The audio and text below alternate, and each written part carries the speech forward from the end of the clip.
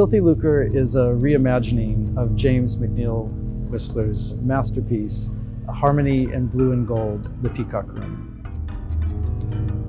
The original room was built or painted in 1867 in a mansion on Princess Gate, which is just a few blocks away from the V&A. James McNeill Whistler decides, uninvited, to go and essentially locks himself into this room for 3 months and wildly paints every single surface of this room, the ceiling, all the shelving, the walls. He gilds gold. He is painting flourishes and motifs all over the room. What he did was truly create something extraordinary. But in the unveiling of it to his patron, he said, "Here's my masterpiece and here's the bill."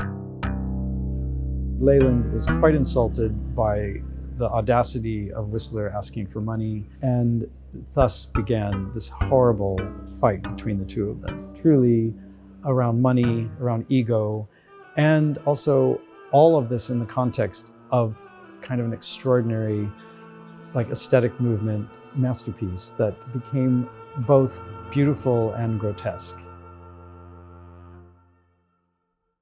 My room is a bit of the sort of emotional underbelly of the original room and tells a different story. What Darren Waterston has done with Filthy Lucre is to not just reimagine the room, but to explore the psychological relationships that underpinned the original commission.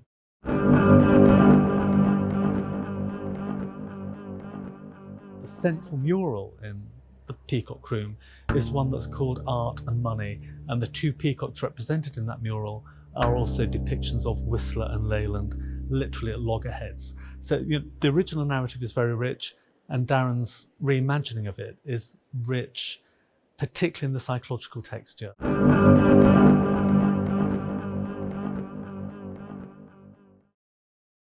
There are many reasons why it corresponds with what we do at the V&A. I mean, not least of all, it's very theatrical in its design, but it's also the central component has this very strong ceramic content.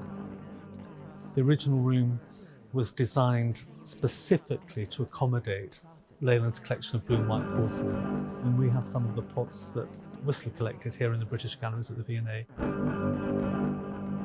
After many months of painstakingly painting all of these vessels, there came a point where I knew that I had to start breaking them, because the nature of the installation was to show the fragility of these objects. I hope visitors come and feel somewhat untethered. I want it to have an impact that is both unsettling and also seductive. And I think I just want it to take one's breath away.